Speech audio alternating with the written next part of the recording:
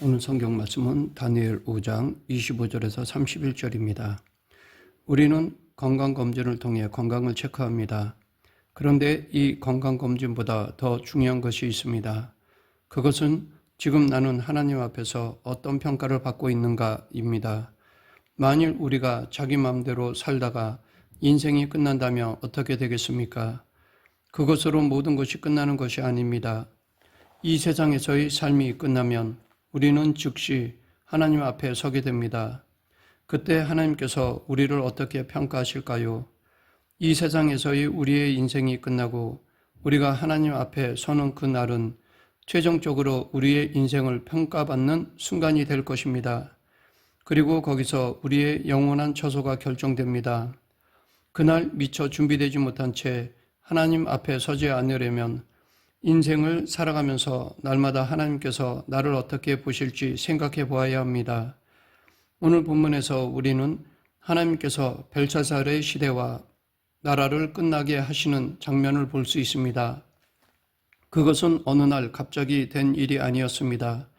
하나님께서는 처음부터 벨사살을 지켜보고 계셨습니다. 그리고 그날 하나님께서는 결론을 내리셨습니다. 하나님의 결론은 벨사살은 함량이 미달되기 때문에 그의 인생을 끝내겠다라는 것이었습니다. 그날 밤 바벨론은 바사와 메대 연합군에 의해 멸망을 당했고 벨사살은 죽임을 당했습니다. 우리는 하나님의 것이며 우리 인생의 주인 역시 하나님이십니다. 하나님께서는 우리가 당신께서 주신 인생을 살아가게 하시고 삶의 매 순간 우리를 지켜보고 계십니다. 우리 삶의 모든 순간과 일들은 하나님께서 우리에게 내주시는 시험 문제와도 같습니다. 하나님께서는 우리에게 시험 문제를 내시고 그것을 채점하십니다. 우리 인생이 끝나면 모든 시험의 종합 점수가 나옵니다. 그러므로 우리는 살아가면서 만나는 모든 문제들과 상황들을 무심코 넘겨서는 안 됩니다. 하나님께서 그 문제와 상황을 우리에게 주시고 지켜보고 계시기 때문입니다. 성경을 보면 이 사실을 분명히 알 수 있습니다. 하나님께서는 아브라함에게 독자 이삭을 바치라고 명령하셨습니다. 아브라함은 그 시험을 통과했습니다. 물론 중간에 인간적인 생각으로 실패한 적도 있습니다. 그에 비해 요셉은 모든 시험을 잘 통과한 사람이었습니다. 다윗은 전반적으로 시험을 잘 통과했지만 다윗도 어떤 시험에 대해서는 실패하기도 했습니다. 이처럼 성경 인물들 중에 하나님이 주신 시험을 잘 통과한 사람이 있는가 하면 반반 통과한 사람도 있고 시험에 탈락된 사람도 있습니다. 그렇다면 이제 하나님께서 우리를 시험하고 계신다는 사실을 기억해야 할 것입니다.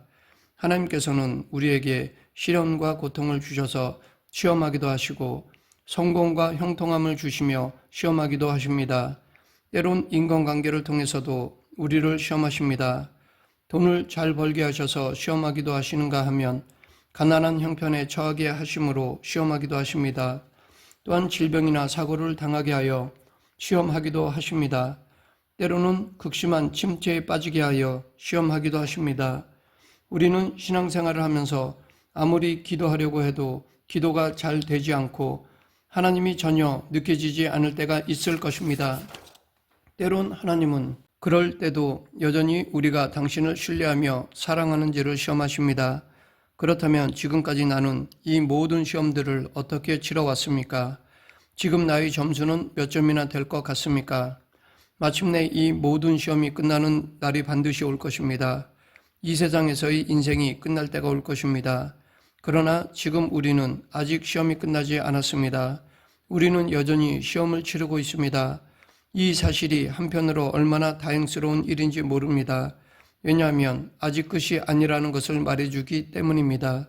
그러하기에 이제부터라도 우리는 나의 삶 속에 모든 일들이 하나님의 시험이라는 사실을 잊지 말아야 할 것입니다. 그리고 매 순간 모든 상황 속에서 하나님의 뜻, 하나님의 의도, 하나님의 목적을 찾고 구해야 할 것입니다. 그러나 오늘 본문에서 우리는 벨사살의 시험이 끝나는 장면을 보게 됩니다. 벨사살은 하나님께서 더 이상 두고 보실 수 없을 정도였습니다. 그래서 하나님께서는 벨사살을 심판하시고 그의 인생을 끝나게 하셨습니다. 바벨론 왕 벨사살은 귀족 1000명을 불러 큰 잔치를 열었습니다. 잔치 도중에 벨사살은 느부갓네살이 예루살렘 성전에서 탈취해온 성전 그릇들을 가져오게 하여 그것으로 왕후들과 후궁들과 모든 귀족들이 술을 마시게 했습니다. 그들은 술을 마시면서 자신들의 우상들을 찬양했습니다. 그것은 하나님을 멸시하는 것이며 하나님께 도전하는 것이었습니다. 하나님께서는 이것을 도저히 그냥 두고 보실 수 없었습니다. 그래서 하나님께서는 손가락들로 잔치가 벌어지고 있던 바벨론 왕궁 벽에다 글자를 쓰게 하셨습니다. 갑자기 손가락들이 나타나 왕궁 벽에다 글자를 쓰고 사라지자 벨사살과 잔치를 즐기던 모든 사람들은 큰 두려움에 사로잡히게 되었습니다. 벨사살의 지혜자들과 술객들은 아무도 그 글자를 읽거나 해석하지 못했습니다. 마침내 다니엘이 나타나 그 글자를 읽고 해석해 주었습니다. 손가락들이 나타나 왕궁벽에 쓴 글은 히브리어인데 우리말로 음역한 것이 바로 메네 데겔 우바르신입니다.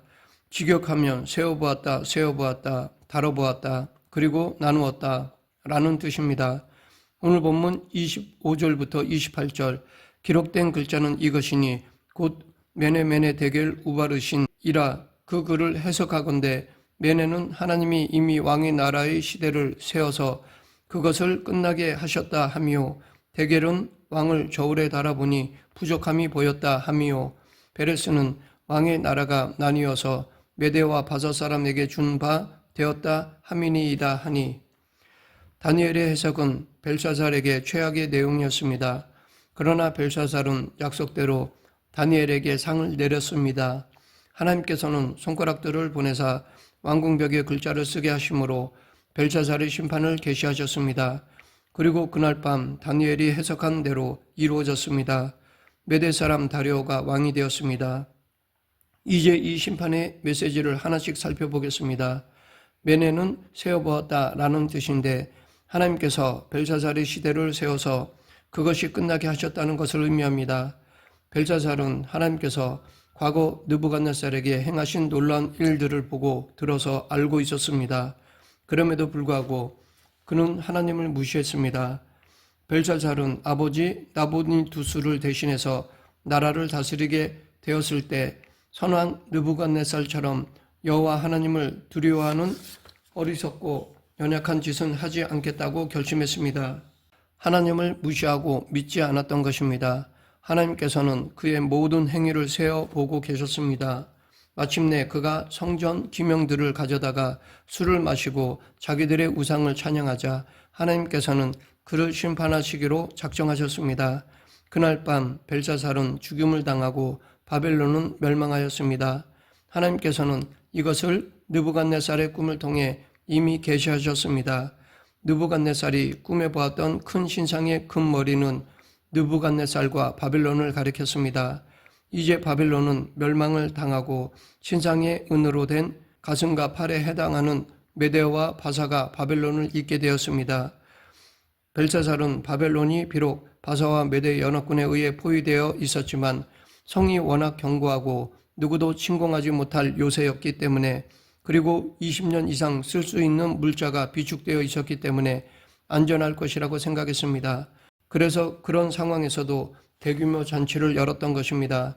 그러나 벨사살의 모든 일을 지켜보시며 세워보신 하나님께서 드디어 벨사살의 시대가 끝났다고 선언하셨습니다. 그러자 벨사살은 죽임을 당하고 바벨론은 무너졌던 것입니다. 세상에 영원한 것은 없습니다. 세상의 모든 나라와 존재하는 모든 것들은 결국 하나님께서 정하신 때가 되면 사라집니다. 하나님께서는 모든 것의 때를 정해놓으셨습니다. 이 세상에 영원한 것은 없습니다. 하물며 사람 한 개인의 인생은 어떻겠습니까? 인간의 수명은 짧습니다. 그리고 사람은 누구나 죽습니다. 그러나 사람들은 마치 자신이 언제까지나 살 것처럼 생각하면서 살아갑니다. 그래서 모세는 시편 90편 10절부터 12절에서 우리의 연수가 70이여 강건하면 80이라도 그 연수의 자랑은 수고와 슬픔뿐이요 신속히 가니 우리가 날아가나이다.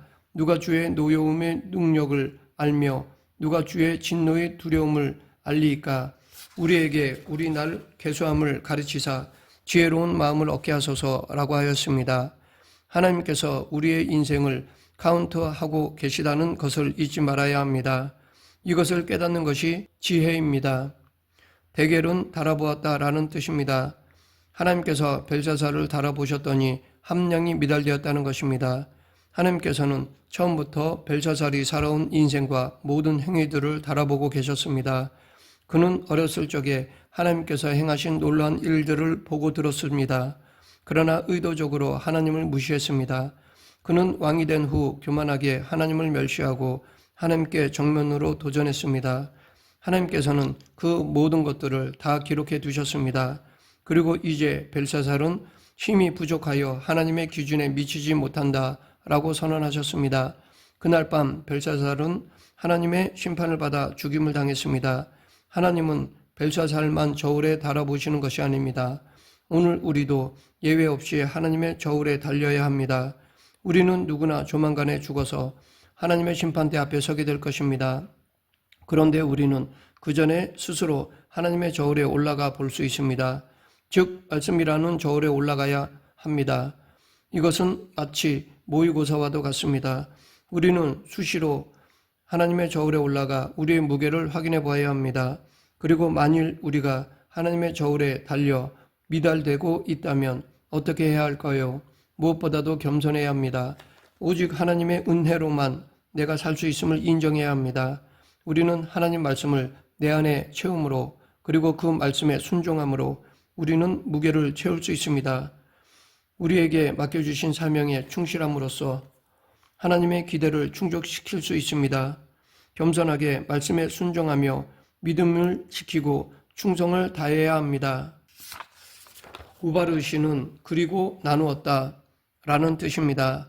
이 말은 하나님께서 바벨론을 나누어 메대와 바사에게 주실 것이라는 뜻입니다. 그날 밤 바벨론은 메대와 바사 연합군에게 멸망을 당했습니다. 이것은 느부갓네살이 꿈에 본 큰 신상의 환상대로 이루어진 일이었습니다. 바벨론을 세우신 하나님께서 이제 그 나라를 메대와 바사에게 넘겨주신 것입니다. 이로써 우리는 오직 하나님 홀로 인류 역사를 주관하시며 나라와 왕들을 세우신다는 사실을 다시 한번 확인할 수 있습니다. 그날 밤 바벨론을 포위하고 있던 바사와 메대 연합군은 유프라테스 강의 물줄기를 돌려 해자의 수위가 낮은 곳을 통해 바벨론 성으로 쳐들어갔습니다. 동방의 원정을 가 있던 나보니두스가 군대를 거느리고 쫓아왔지만 오히려 전쟁에서 패하고 포로가 되었습니다. 결국 그날 밤 그토록 찬란하고 위세가 당당했던 바벨론 제국은 멸망을 당하고 말았습니다. 하나님께서는 오늘 우리를 불러 구원하시고 거룩한 사명으로 부르셨습니다. 우리를 불러 거룩한 사명을 주신 하나님께서는 언제나 우리를 지켜보고 계십니다. 만일 우리가 하나님의 저울에 미달되면 하나님께서 우리의 사명을 거두시고 우리의 날을 끝나게 하실 것입니다. 그리고 우리에게 주셨던 기회와 직분과 사명을 다른 사람들에게 넘기실 것입니다. 이런 예는 성경에서 얼마든지 찾아볼 수 있습니다. 이스라엘의 초대왕 사울은 하나님 앞에 교만하여 버림을 당했고 그의 왕위는 다윗에게 넘어갔습니다. 주님의 제자였던 가룟 유다는 예수님을 팔아 제자의 대열에서 탈락했습니다. 그 자리는 신실한 마띠아에게 넘어갔습니다. 에베소 교회는 당시 아시아에서 가장 큰 교회였지만 회개하지 않으면 촛대를 옮기시겠다고 하셨습니다. 결국 에베소 교회는 흔적도 없이 사라지고 말았습니다. 이렇게 하나님의 사명을 감당하지 않으면 심판을 받습니다. 말씀을 맺겠습니다. 하나님께서는 우리를 부르시고 거룩한 사명을 주셨습니다. 그로 인해 우리 인생은 거룩하고 영광스럽게 되었습니다. 하나님은 우리를 지켜보시며 당신의 저울에 달아보고 계십니다. 혹 부족함이 있을지라도 하나님께서는 아직 기회를 주고 계십니다. 지금 나의 모습은 어떻습니까? 우리 모두 겸손하게 하나님을 섬기며 말씀에 순종하는 자, 내게 맡겨주신 사명을 충실하게 이루어가는 자가 되길 간절히 축원합니다. 기도하겠습니다. 생사와 화복을 주관하신 하나님 아버지, 주신 사명을 귀하게 여기고 온 마음 다해 감당하는 저희 모두가 되게 하여 주시옵소서. 예수님 이름으로 기도드립니다. 아멘.